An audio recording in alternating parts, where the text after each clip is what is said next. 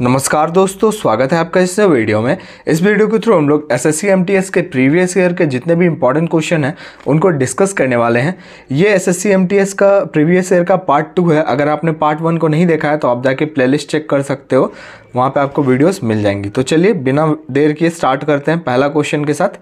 Which of the following is the guardian of fundamental rights? इनमें से कौन मौलिक अधिकार के गार्जियन माने जाते हैं? तो ये आपके ऑप्शन नंबर ए, जुडिशरी को गार्जियन माना जाता है फंडामेंटल राइट्स का। ठीक है, अगला question, the colour of the star is an indication of its. देखिए स्टार का जो कलर होता है ना, जैसे ये एक स्टार है, ठीक है, ये एक स्टार है, तो स्टार का जो कलर होता है तो ये किस चीज़ का इंडिकेशन देता है? Luminosity, temperature, distance from the sun या फिर डिस्टेंस फ्रॉम द अर्थ। देखिए मैं आपको बताता हूँ, स्टार का जो इंडिकेशन होता है, मतलब जो कलर होता है, वो इंडिकेशन देता है टेम्परेचर का। ठीक है, ऑप्शन नंबर बी। अगर स्टार आपका वाइट है, अगर वाइट है या फिर ब्लू है, तो इसका मतलब ये है कि स्टार में जो है बहुत ज़्यादा हाई टेम्परेचर का स्टार है। लेकिन वहीं पे अगर रेड रहता है, रेड कलर का स्टार अगर आप देखते हो तो इसका बहुत ही लो टेम्परेचर होता है। ब्लू और वाइट इन दोनों का बहुत हाई टेम्परेचर होता है। तो आपको आई होप समझ में आ गया होगा। अगला क्वेश्चन देखते हैं, which metal was unknown to Indus Valley Civilization? इनमें से कौन सा धातु जो है जिनके बारे में इंडस वैली सिविलाइजेशन के लोग नहीं जानते थे? तो देखिए गोल्ड के बारे में जानते थे, कॉपर को भी जानते थे, सिल्वर को भी जानते थे, लेकिन आयरन को नहीं जानते थे वो। तो ऑप्शन नंबर डी आपका बिल्कुल करेक्ट हो जाएगा।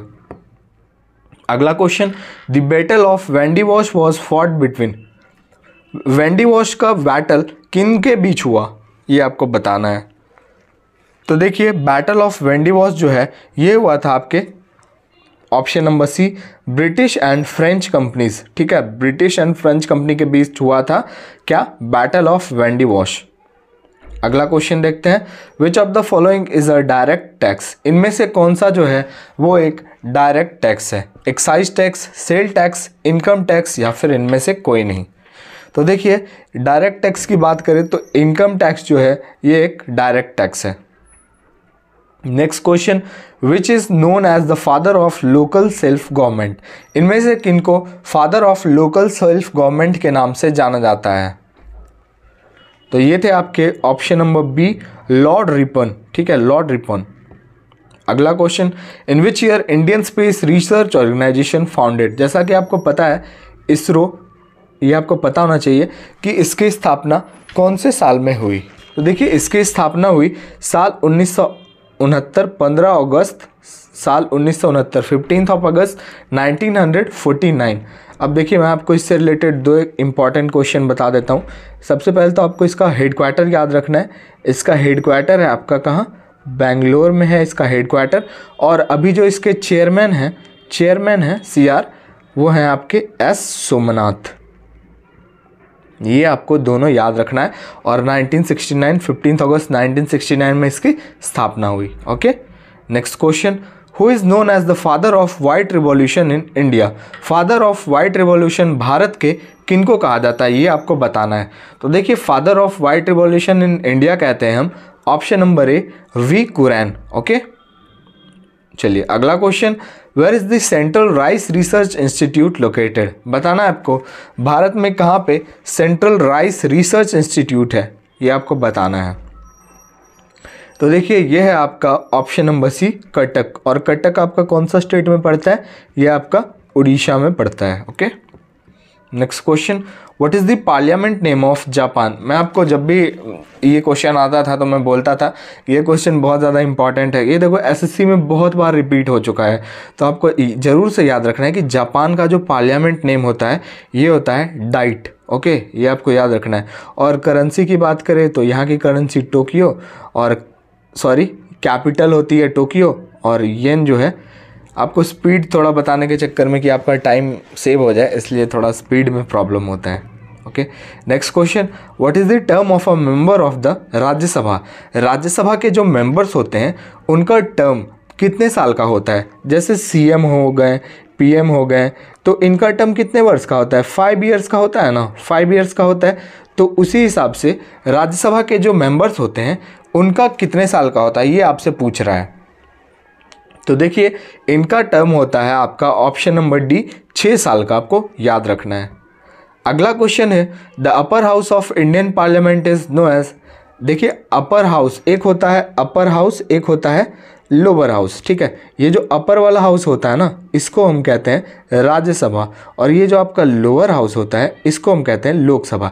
तो देखो आप इससे याद रख सकते हो, जो ऊपर होता है तो वो कैसा होता है, वो क्या होता है, राजा होता है। तो ऊपर वाला होता है राज्यसभा और जो नीचे होता है उसको हम कहते हैं लोकसभा, ठीक है। आई होप आप समझ गए होंगे।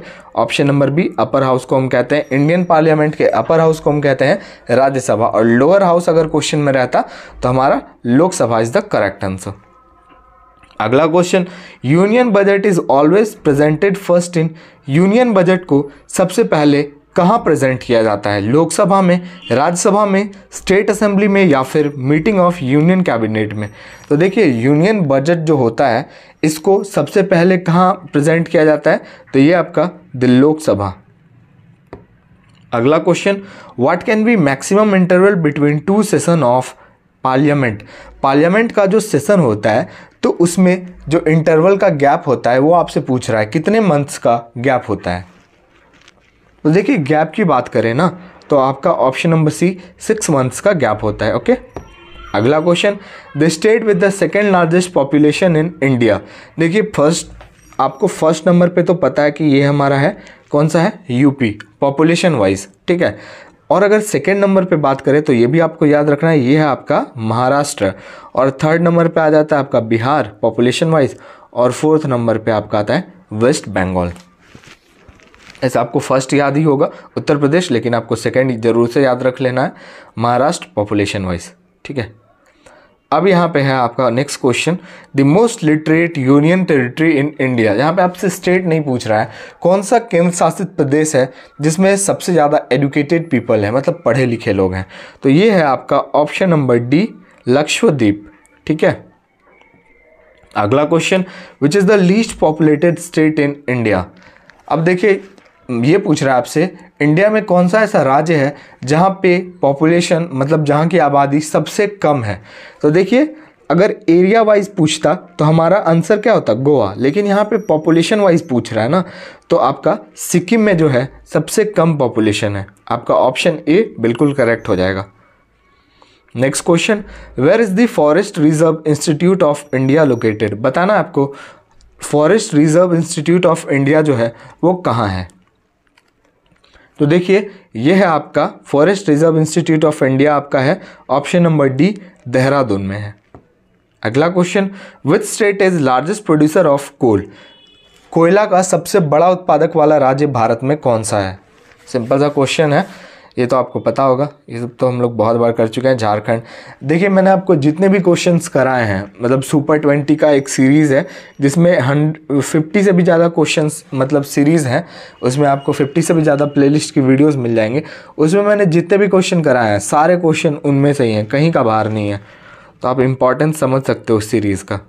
चलिए ये लास्ट क्वेश्चन है आपका, दी कोबरा कोल फील्ड जो है, कोबरा कोल फील्ड वो कौन से राज्य में है।